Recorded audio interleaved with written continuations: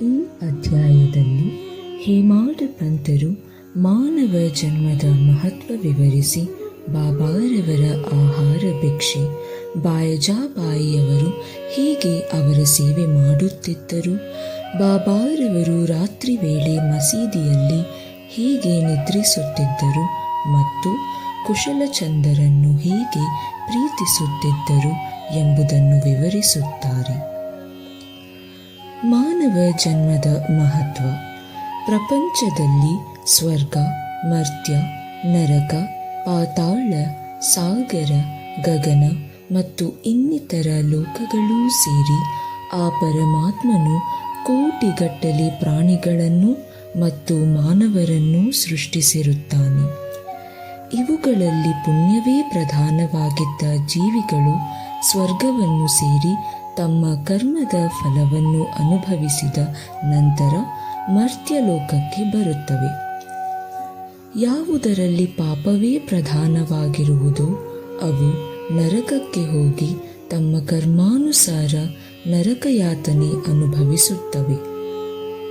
ಪಾಪ ಪುಣ್ಯಗಳು ಸಮತೂಗಿದಾಗ ಅವು ಭೂಲೋಕದಲ್ಲಿ ಮಾನವ ಜನ್ಮವನ್ನು ಪಡೆಯುತ್ತವೆ. ಈ ಒಂದು ಜನ್ಮದಲ್ಲಿ ನಮಗೆ ಪರಮಾತ್ಮನು ಮುಕ್ತಿ ಪಡೆಯಲು ಅವಕಾಶ ನೀಡುತ್ತಾನೆ. ಪಾಪ ಪುಣ್ಯಗಳಿಂದ ಮುಕ್ತರಾದವರಿಗೆ ಮೋಕ್ಷ ದೊರಕುತ್ತದೆ. ಆತ್ಮಗಳು ತಮ್ಮ ಕರ್ಮಾನುಸಾರ ಪುನರ್ಜನ್ಮ ತಾಳುತ್ತವೆ. ಮಾನವ ದೇಹದ ಬೆಲೆ. ನಮಗೆ ತಿಳಿದಿರುವಂತೆ ಆಹಾರ, ನಿದ್ರೆ, ಹೆದರಿಕೆ ಮತ್ತು ಲೈಂಗಿಕ ಸಂಬಂಧ ಇವು 4 ಸಮಸ್ತ ಸೃಷ್ಟಿಗಳಿಗೂ ಸಾಮಾನ್ಯ. ಆದರೆ ಮಾನವನಿಗೆ ಯಾವ ಜನ್ಮದಲ್ಲಿಯೂ ಸಾಧ್ಯವಾಗದಂತಹ ಆ ಪರಮಾತ್ಮನನ್ನು ಹೊಂದಬಹುದಾದ ವಿಶೇಷವಾದ ಜ್ಞಾನದ ಸೌಲಭ್ಯವಿದೆ. ಆದುದರಿಂದಲೇ ದೇವತೆಗಳಿಗೂ ಕೂಡ ಮಾನವನ ಈ ಶಕ್ತಿಯನ್ನು ಕಂಡರೆ ಅಸೂಯೆ. ಮಲ, ಶ್ಲೇಷ, ಆಮ ಮತ್ತು ಕೊಳೆ ಇವುಗಳಿಂದ ಕೂಡಿದ ಮತ್ತು ರೋಗ ರುಜಿನಗಳಿಗೆ ಬಲಿಯಾಗಿರುವ ಈ ಮಾನವ ಜನ್ಮದಂತಹ ಕೆಟ್ಟ ಜನ್ಮ ಇನ್ನಾವುದಿದೆ ಎಂದು ಕೆಲವರ ಅಭಿಪ್ರಾಯ. ಇದು ಸ್ವಲ್ಪ ಮಟ್ಟಿಗೆ ನಿಜವೇನೂ ಹೌದು. ಈ ನ್ಯೂನತೆಗಳನ್ನೊಳಗೊಂಡಿದ್ದರೂ ಸಹ ಮಾನವ ಜನ್ಮಕ್ಕೆ ಮಹತ್ವ ಹೆಚ್ಚು. ಏಕೆಂದರೆ ಮಾನವನಿಗೆ ಜ್ಞಾನವನ್ನು ಪಡೆಯುವ ಶಕ್ತಿ ಇದೆ. ಮಾನವನು ಈ ದೇಹದ ಮತ್ತು ಪ್ರಪಂಚದ ತಾತ್ಕಾಲಿಕತೆ, ಇಂದ್ರಿಯ ಭೋಗಗಳಲ್ಲಿ ಜಿಗುಪ್ಸೆ, ಸತ್ಯ ಮತ್ತು ಮಿಥ್ಯದ ಸಾಮ್ಯತೆ ಇವುಗಳನ್ನು ತುಲನೆ ಮಾಡಿ ಆ ಪರಮಾತ್ಮನನ್ನು ಹೊಂದಲು ಸಹಾಯಕವಾದ ಜ್ಞಾನವನ್ನು ಹೊಂದಬಹುದು.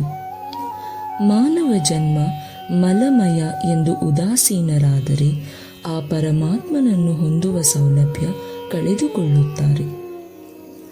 ಇಂದ್ರಿಯ ಸುಖೋಪಭೋಗಗಳೇ ಲೇಸೆಂದು ಅತ್ತ ಕಡೆಗೆ ಮನಹರಿಸಿದರೆ ನರಕದ ಬಾಗಿಲು ಕಾದಿರುತ್ತದೆ. ಆದುದರಿಂದ ನಾವು ಕುದುರೆಯ ಮೇಲೆ ಕುಳಿತಿರುವ ಸವಾರನು ತಮ್ಮ ಗುರಿಯನ್ನು ಮುಟ್ಟಿ ಹಿಂತಿರುಗುವ ತನಕ ತನ್ನ ಕುದುರೆಯನ್ನು ಹೇಗೆ ಬಹಳ ಎಚ್ಚರಿಕೆಯಿಂದ ನೋಡಿಕೊಳ್ಳುತ್ತಾನೆಯೋ ಅದೇ ರೀತಿಯಲ್ಲಿ ನಾವು ನಮ್ಮ ದೇಹವನ್ನು ಕಾಪಾಡಬೇಕು. ಈ ಮಾನವ ಜನ್ಮದಲ್ಲಿ ಪರಮಾತ್ಮನನ್ನು ಕಾಣಲು ಅನುಕೂಲವಾಗುವಂತಹ ಆತ್ಮಜ್ಞಾನವನ್ನು ಪಡೆಯಲು ಶ್ರಮಿಸಬೇಕು. ಪರಮಾತ್ಮನು ಅನೇಕ ಪ್ರಾಣಿಗಳನ್ನು ಸೃಷ್ಟಿಸಿದ ನಂತರವೂ ಸಹ ತೃಪ್ತನಾಗಲಿಲ್ಲ. ಕಾರಣವೇಕೆಂದರೆ ತನ್ನ ಕೆಲಸವನ್ನು ಹೊಗಳುವಂತಹ ಯೋಗ್ಯತೆ ಯಾವ ಪ್ರಾಣಿಗಳಿಗೂ ಸಹ ಇರಲಿಲ್ಲ. ಆದುದರಿಂದ ಅವನು ಬೇರೊಂದು ಜೀವವನ್ನು ಸೃಷ್ಟಿಸಬೇಕಾಯಿತು. ಅದಕ್ಕೆ ವಿಶೇಷವಾದ ಜ್ಞಾನಬಲವನ್ನು ಕೊಟ್ಟನು. ಈ ಹೊಸ ಸೃಷ್ಟಿಯೇ ಮಾನವ. ಆಗ ಮಾನವನಿಗೆ ತನ್ನ ಲೀಲೆಯನ್ನು ಹೊಗಳುವಂತಹ ಶಕ್ತಿ ಇದೆ ಎಂದು ತೃಪ್ತಿ ಹೊಂದಿದನು. ಆದುದರಿಂದ ಮಾನವ ಜನ್ಮವನ್ನು ಹೊಂದುವುದೇ ದುರ್ಲಭ. ಹಾಗೆ ಹೊಂದಿದ್ದರೆ ನಿಜಕ್ಕೂ ಅದೃಷ್ಟವೆನ್ನಬಹುದು. ಎಲ್ಲಕ್ಕಿಂತಲೂ ಶ್ರೇಷ್ಠವಾದುದು ಬಾಬಾರವರ ಚರಣಾರವಿಂದಗಳಿಗೆ ಸೇವೆ ಸಲ್ಲಿಸುವ ಸೌಲಭ್ಯ ದೊರಕಿರುವುದು. ಮಾನವನ ಕರ್ತವ್ಯ. ಮಾನವ ಜನ್ಮವು ಅಮೂಲ್ಯವಾದುದು. ಹುಟ್ಟಿದ ಮೇಲೆ ಸಾವು ಖಂಡಿತ ಎಂಬುದನ್ನು ಅರಿತ ಮೇಲೆ ನಾವು ನಮ್ಮ ಜೀವನದ ಗುರಿಯನ್ನು ಮುಟ್ಟಲು ಯಾವಾಗಲೂ ಹಾತೊರೆಯುತ್ತಿರಬೇಕು. ನಮ್ಮ ಶಕ್ತಿ ಮೀರಿ ಶ್ರಮಿಸಬೇಕು. ಸೋಮಾರಿತನ, ಆಲಸ್ಯ ಇವುಗಳನ್ನು ತಳ್ಳಿ ಜಡತನವನ್ನು ತ್ಯಜಿಸಿ ಹಗಲಿರುಳು ನಾವು ಪರಮಾತ್ಮನನ್ನು ಕುರಿತು ಧ್ಯಾನಿಸಬೇಕು. ಇದನ್ನು ಮಾಡದಿದ್ದಲ್ಲಿ ಮಾನವನು ಕಾಡು ಪ್ರಾಣಿಗಳಿಗಿಂತಲೂ ಕೀಳಾಗುತ್ತಾನೆ. ಸಾಧು ಸಂತರ ಆಶ್ರಯ. ನಿಮ್ಮ ಗುರಿಯನ್ನು ಬೇಗನೆ ಸಾಧಿಸಬೇಕಾದರೆ ಆ ಪರಮಾತ್ಮನ ಸಾಕ್ಷಾತ್ಕಾರವನ್ನು ಹೊಂದಿರತಕ್ಕ ಸಾಧು ಸಂತರನ್ನು ಆಶ್ರಯಿಸಬೇಕು. ಧಾರ್ಮಿಕ ಪುರಾಣ ಕೇಳುವುದರಿಂದಲೂ ಧಾರ್ಮಿಕ ಗ್ರಂಥಗಳನ್ನು ಪಠಿಸುವುದರಿಂದಲೂ ಯಾವುದನ್ನು ಪಡೆಯಲು ಅಸಾಧ್ಯವೋ ಅಂತಹದನ್ನು ಈ ಪವಿತ್ರ ಆತ್ಮಗಳ ಸ್ನೇಹದಿಂದ ಪಡೆಯಬಹುದು. ಹೀಗೆ ದಿನಕರನು ಸಮಸ್ತ ತಾರಾಗಣಗಳ ಕಾಂತಿಗಿಂತ ಮಿಗಿಲಾದ ಬೆಳಕನ್ನು ಕೊಡಬಲ್ಲನು. ಹಾಗೆ ಸದ್ಗುರುವು ಸಮಸ್ತ ಧಾರ್ಮಿಕ ಗ್ರಂಥಗಳು ನೀಡಬಹುದಾದಕ್ಕಿಂತ ಮಿಗಿಲಾದ ಪರಮಾರ್ಥಿಕ ಜ್ಞಾನವನ್ನು ನೀಡಬಲ್ಲನು. ಅವನ ಚಲನವಲನಗಳೇ ನಮಗೆ ಮೃದುವಾದ ಮಾರ್ಗದರ್ಶನ ನೀಡುತ್ತವೆ. ಕ್ಷಮೆ, ತಾಳ್ಮೆ, ದಯೆ, ದಾನ, ಧರ್ಮ, ಇಂದ್ರಿಯ ನಿಗ್ರಹ ಶಕ್ತಿ ಇವುಗಳನ್ನು ಗುರುವು ಅಭ್ಯಾಸ ಮಾಡುವಾಗಲೇ ಶಿಷ್ಯರು ಅದನ್ನು ಪಾಲಿಸುತ್ತಿರುತ್ತಾರೆ. ಇದು ಅವರ ಮನಸ್ಸನ್ನು ಪರಮಾರ್ಥಿಕ ಜ್ಞಾನದೆಡೆಗೆ ಕೊಂಡೊಯ್ಯುತ್ತದೆ. ಶ್ರೀ ಸಾಯಿಬಾಬಾರವರು ಇಂತಹ ಒಬ್ಬ ಸಂತ ಸದ್ಗುರು. ಅವರು ಬಾಹ್ಯದಲ್ಲಿ ಫಕೀರರಾಗಿ ಕಂಡರೂ ಯಾವಾಗಲೂ ಆತ್ಮದಲ್ಲಿ ತಲ್ಲೀನರಾಗಿರುತ್ತಿದ್ದರು. ಪರಮಾತ್ಮನನ್ನು ಅಥವಾ ದೈವತ್ವವನ್ನು ಕಾಣಬಹುದಾದ ಎಲ್ಲ ವಸ್ತುಗಳನ್ನು ಬಾಬಾ ಪ್ರೀತಿಸುತ್ತಿದ್ದರು. ಸಂತೋಷದಿಂದ ಅವರು ಉಬ್ಬುತ್ತಿರಲಿಲ್ಲ, ಅನಾದೃತವೆಂದು ಕುಗ್ಗುತ್ತಿರಲಿಲ್ಲ. ಧನಿಕನಾಗಲಿ ಭಿಕಾರಿಯಾಗಲಿ ಇಬ್ಬರೂ ಅವರಿಗೆ ಒಂದೇ. ತಮ್ಮ ದೃಷ್ಟಿ ಮಾತ್ರದಿಂದಲೇ ಭಿಕಾರಿಯನ್ನು ಧನಿಕನನ್ನಾಗಿ ಪರಿವರ್ತಿಸುವ ಪ್ರತಿಭೆ ಇತ್ತು. ಅಂತಹ ಬಾಬಾ ಶಿರಡಿಯ ಪ್ರತಿ ಮನೆಯ ಬಾಗಿಲಿಗೂ ಹೋಗಿ ಭಿಕ್ಷೆ ಬೇಡುತ್ತಿದ್ದರು. ಅದು ಹೇಗೆಂಬುದನ್ನು ಈಗ ನೋಡೋಣ. ಬಾಬಾರವರ ಭಿಕ್ಷೆ. ಅಮ್ಮ, ನನಗೆ ಒಂದು ಚೂರು ರೊಟ್ಟಿ ನೀಡುವಿರಾ ಎಂದು ಬಾಬಾ ಪ್ರತಿ ಮನೆಯ ಬಾಗಿಲಿಗೆ ಹೋಗಿ ಭಿಕ್ಷೆ ಬೇಡುತ್ತಿದ್ದರು. ಬಾಬಾರವರಿಗೆ ನೀಡಿದವರೇ ಧನ್ಯರು. ಅವರು ಭಿಕ್ಷಾಪಾತ್ರೆಯನ್ನು ಹಿಡಿದುಕೊಂಡು ಜೋಳಿಗೆಯನ್ನು ಸಿಕ್ಕಿಸಿಕೊಂಡು ಪ್ರತಿ ಮನೆಯ ಬಾಗಿಲಿಗೂ ಹೋಗುತ್ತಿದ್ದರು. ಸಾಂಬಾರು, ಪಲ್ಯ, ಮಜ್ಜಿಗೆ, ಸಾರು ಮುಂತಾದವುಗಳನ್ನು ಪಾತ್ರೆಯಲ್ಲಿಯೂ ಅನ್ನ ಮುಂತಾದ ಗಟ್ಟಿ ಪದಾರ್ಥಗಳನ್ನು ಜೋಳಿಗೆಯಲ್ಲಿಯೂ ಹಾಕಿಸಿಕೊಂಡು ಬರುತ್ತಿದ್ದರು. ಅವರಿಗೆ ಆಹಾರ ಪದಾರ್ಥಗಳ ಚಾಪಲ್ಯವಿರಲಿಲ್ಲ. ಕೊನೆಗೆ ಭಿಕ್ಷೆ ಬೇಡಿ ತಂದ ಎಲ್ಲ ಪದಾರ್ಥಗಳನ್ನು ಬೆರೆಸಿ ಮನದಣಿಯುವಂತೆ ತಿನ್ನುತ್ತಿದ್ದರು. ಒಂದೊಂದು ದಿನ ಮಧ್ಯಾಹ್ನ 12 ಗಂಟೆಯವರೆಗೂ ಭಿಕ್ಷೆ ಬೇಡುತ್ತಿದ್ದರು. ಅವರು ತಿನ್ನುವಾಗ ನಾಯಿ, ಬೆಕ್ಕು, ಕಾಗೆಗಳೂ ಸಹ ಅವರೊಡನೆ ಬಂದು ತಿನ್ನುತ್ತಿದ್ದವು. ಆದರೆ ಬಾಬಾರವರು ಅವುಗಳನ್ನು ಓಡಿಸುತ್ತಿರಲಿಲ್ಲ. ಮಸೀದಿಯನ್ನು ಗುಡಿಸಿ ಸಾರಿಸುತ್ತಿದ್ದವರೂ ಸಹ 10-12 ರೊಟ್ಟಿ ಚೂರುಗಳನ್ನು ತೆಗೆದುಕೊಂಡು ಹೋಗುತ್ತಿದ್ದರು. ಕನಸಿನಲ್ಲಿಯೂ ಸಹ ನಾಯಿ ಬೆಕ್ಕುಗಳನ್ನು ಹೆದರಿಸಿ ಓಡಿಸದೇ ಇದ್ದ ಬಾಬಾ ಬಡಜನರನ್ನು ಓಡಿಸಬಹುದೇ? ಶಿರಡಿಯಲ್ಲಿಯ ಜನರು ಇವರನ್ನು ಮೊದಲು ಹುಚ್ಚರೆಂದು ತಿಳಿದಿದ್ದರು. ಪ್ರತಿ ಮನೆಯ ಬಾಗಿಲಿಗೆ ಹೋಗಿ ಭಿಕ್ಷೆ ಬೇಡಿ ಜೀವಿಸುವವರನ್ನು ಯಾರು ತಾನೇ ಗೌರವಿಸುವರು? ಅವರು ಬಾಹ್ಯದಲ್ಲಿ ಚಂಚಲರಾಗಿದ್ದರೂ ಅಂತರಂಗದಲ್ಲಿ ಮಹಾಜ್ಞಾನಿಗಳಾಗಿದ್ದರು. ಅವರ ಮಾರ್ಗ ಅದ್ವಿತೀಯವಾಗಿದ್ದಿತು. ಕೆಲವರು ಇವರನ್ನು ಮಹಾಜ್ಞಾನಿಗಳೆಂದು ಗೌರವಿಸುತ್ತಿದ್ದರು. ಇದನ್ನು ಉದಾಹರಿಸುವ ಕಥೆಯೊಂದು ಈ ರೀತಿ ಇದೆ. ಬಾಯಜಾಬಾಯಿಯ ಸೇವೆ.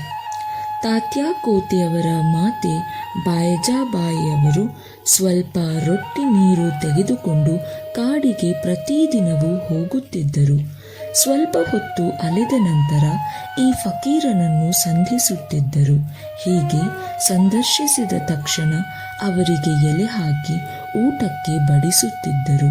ನಂತರ ಬಲವಂತ ಮಾಡಿ ಊಟ ಮಾಡಿಸುತ್ತಿದ್ದರು. ನಿಜವಾಗಿಯೂ ಅವರ ನಂಬಿಕೆ, ಸೇವೆ ಅಗಾಧವಾಗಿದ್ದಿತು.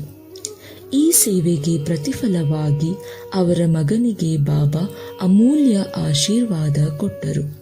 ತಾಯಿ ಮತ್ತು ಮಗ ಇಬ್ಬರಿಗೂ ಬಾಬಾರವರೆಂದರೆ ಪಂಚಪ್ರಾಣ. ಬಾಬಾರವರು ಅನೇಕ ಸಾರಿ ಅವರಿಗೆ ಈ ತಿರುಕನೇ ದೇವರ ಅವತಾರ ಎಂದು ಹೇಳುತ್ತಿದ್ದರು. ಸ್ವಲ್ಪ ದಿನಗಳ ನಂತರ ಬಾಬಾರವರು ಕಾಡಿನಲ್ಲಿ ನೆಲೆಸುವುದನ್ನು ಬಿಟ್ಟು ಊರಲ್ಲಿ ಬಂದು ನೆಲೆಸಿದರು. ನಂತರ ಬಾಯಜಾಬಾಯಿಯವರಿಗೆ ಕಾಡಿನಲ್ಲಿ ಅಲೆಯುವ ಕಷ್ಟ ತಪ್ಪಿತು. ತ್ರಿಮೂರ್ತಿಗಳ ಶಯನ. ಯಾರ ಅಂತರಾತ್ಮದಲ್ಲಿ ಪರಮಾತ್ಮನು ವಾಸಿಸುವನೋ ಅಂತಹ ಸಂತರೇ ಧನ್ಯರು. ಇಂತಹ ಸಂತರ ಸತ್ಸಂಗವನ್ನು ಹೊಂದುವ ಮಾನವರು ನಿಜಕ್ಕೂ ಅದೃಷ್ಟಶಾಲಿಗಳೇ ಸರಿ. ತಾತ್ಯಾಕೋತೆ ಮತ್ತು ಭಗತಮಾಳ ಸಾಪತಿಯವರು ಸಾಯಿಬಾಬಾರವರ ಸಂಪರ್ಕ ಹೊಂದಿದ್ದರು. ಸಾಯಿಬಾಬಾರವರೂ ಸಹ ಅವರಲ್ಲಿ ಅತ್ಯಂತ ಪ್ರೀತಿ ಇಟ್ಟಿದ್ದರು.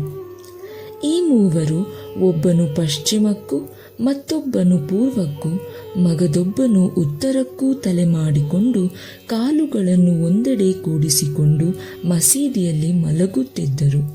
ಅನೇಕ ಸಾರಿ ಮಧ್ಯರಾತ್ರಿಯವರೆಗೂ ಹರಟೆ ಹೊಡೆಯುತ್ತಾ ನಂತರ ನಿದ್ರಿಸುತ್ತಿದ್ದರು. ಒಬ್ಬನು ನಿದ್ದೆ ಮಾಡಲು ಆರಂಭ ಮಾಡಿದರೆ ಮತ್ತೊಬ್ಬನು ಎಚ್ಚರಗೊಳಿಸುತ್ತಿದ್ದನು. ಉದಾಹರಣೆಗಾಗಿ ತಾತ್ಯ ನಿದ್ರಿಸಿದರೆ ಬಾಬಾರವರು ಕೂಡಲೇ ಎದ್ದು ಅವನನ್ನು ಅಲುಗಾಡಿಸಿ ಎಚ್ಚರಿಸುತ್ತಿದ್ದರು. ಮಾಳಸಾಪತಿ ನಿದ್ರಿಸಿದರೆ ಅವರನ್ನು ಆಮುಕಿ ಎಚ್ಚರಿಸುತ್ತಿದ್ದರು. ಈ ರೀತಿ 14 ವರ್ಷಗಳವರೆಗೆ ತಾತ್ಯಾರವರು ತಮ್ಮ ಮನೆಯನ್ನು ಬಿಟ್ಟು ಬಾಬಾರವರೊಡನೆ ಮಸೀದಿಯಲ್ಲಿ ಮಲಗುತ್ತಿದ್ದರು. ಬಾಬಾರವರ ಪ್ರೇಮ ಮತ್ತು ದಯೆ ಇವುಗಳನ್ನು ವಿವರಿಸಲು ಯಾರಿಂದ ಸಾಧ್ಯ? ತಾತ್ಯಾರವರು ತಮ್ಮ ತಂದೆಯು ಕಾಲವಾದ ನಂತರ ಪ್ರಪಂಚದ ಭಾರ ಹೊರಬೇಕಾಗಿದ್ದುದರಿಂದ ಮನೆಯಲ್ಲಿ ಮಲಗಹತ್ತಿದರು. ರಾಹತಾದ ಖುಷಾಲ ಚಂದ. ಬಾಬಾರವರಿಗೆ ಶಿರಡಿಯ ಗಣಪತ ಕೋತೆಯವರೆಂದರೆ ಬಹಳ ಪ್ರೀತಿ. ರಾಹತಾದ ಚಂದ್ರಭಾನು ಸೇಠರವರೆಂದರೂ ಅಷ್ಟೇ ಪ್ರೀತಿ ಮತ್ತು ಆದರ. ಶ್ರೀ ಸೇಠರವರು ಗತಿಸಿದ ನಂತರ ಅವರ ಸೋದರಿಯ ಮಗನಾದ ಖುಷಾಲಚಂದ ಅವರನ್ನು ಅದೇ ರೀತಿ ಪ್ರೀತಿಸುತ್ತಿದ್ದರು. ಅವರ ಯೋಗಕ್ಷೇಮವನ್ನು ಹಗಲು ರಾತ್ರಿ ಚಿಂತಿಸುತ್ತಿದ್ದರು. ಕೆಲವು ಸಾರಿ ಸಂಗಡಿಗರೊಂದಿಗೆ ಎತ್ತಿನ ಗಾಡಿಯಲ್ಲಿ ಅಥವಾ ಟೊಂಗಾದಲ್ಲಿ ಆಗಾಗ ರಾಹತಾಕ್ಕೆ ಬಂದು ಹೋಗುತ್ತಿದ್ದರು. ರಾಹತಾಕ್ಕೆ ಹೋದಾಗ ಅಲ್ಲಿಯ ಭಕ್ತರು ವಾದ್ಯ, ಮೃದಂಗ ಮೊದಲಾದ ವಾದ್ಯ ವೈಭವದೊಡನೆ ಬಾಬಾ ಅವರನ್ನು ಸ್ವಾಗತಿಸುತ್ತಿದ್ದರು. ನಂತರ ಊರಿನಲ್ಲಿ ಮೆರವಣಿಗೆ ಮಾಡುತ್ತಿದ್ದರು. ಕುಶಾಲಚಂದರು ಬಾಬಾರವರನ್ನು ಮನೆಗೆ ಕರೆದುಕೊಂಡು ಹೋಗಿ ಅದರಾತಿಥ್ಯ ಮಾಡುತ್ತಿದ್ದರು. ಅಲ್ಲಿ ಸ್ವಲ್ಪ ಕಾಲವಿದ್ದ ನಂತರ ಶಿರಡಿಗೆ ಹಿಂತಿರುಗುತ್ತಿದ್ದರು. ಶಿರಡಿಯು ರಾಹತಾ ಮತ್ತು ನೀಮಗಾಂವಗಳಿಗೆ ಸಮದೂರದಲ್ಲಿದೆ. ಬಾಬಾ ತಮ್ಮ ಜೀವಮಾನದಲ್ಲಿ ಈ 2 ಹಳ್ಳಿಗಳಿಂದಾಚೆ ಹೋಗಿರಲಿಲ್ಲ. ಅವರು ರೈಲು ಬಂಡಿಯನ್ನು ನೋಡಿಯೇ ಇರಲಿಲ್ಲ. ಆದರೂ ಅವು ಬರುವ ಕಾಲ, ಹೊರಡುವ ಕಾಲ ಎಲ್ಲ ತಿಳಿದಿರುತ್ತಿದ್ದರು. ಶಿರಡಿಯಿಂದ ಹೊರಡುವ ಸಮಯದಲ್ಲಿ ಬಾಬಾ ಅವರ ಆಜ್ಞಾನುಸಾರ ವರ್ತಿಸಿದವರಿಗೆ ಪ್ರಯಾಣ ಸುಗಮವಾಗುತ್ತಿತ್ತು. ಉಳಿದವರಿಗೆ ಎಡರು ತೊಡರುಗಳು ಸಾಮಾನ್ಯವಾಗಿ ಸಂಭವಿಸುತ್ತಿದ್ದವು. ಈ ವಿಚಾರವನ್ನು ಮುಂದಿನ ಅಧ್ಯಾಯದಲ್ಲಿ ನೋಡೋಣ. ಶ್ರೀ ಸಾಯಿ ಪ್ರಣಾಮ.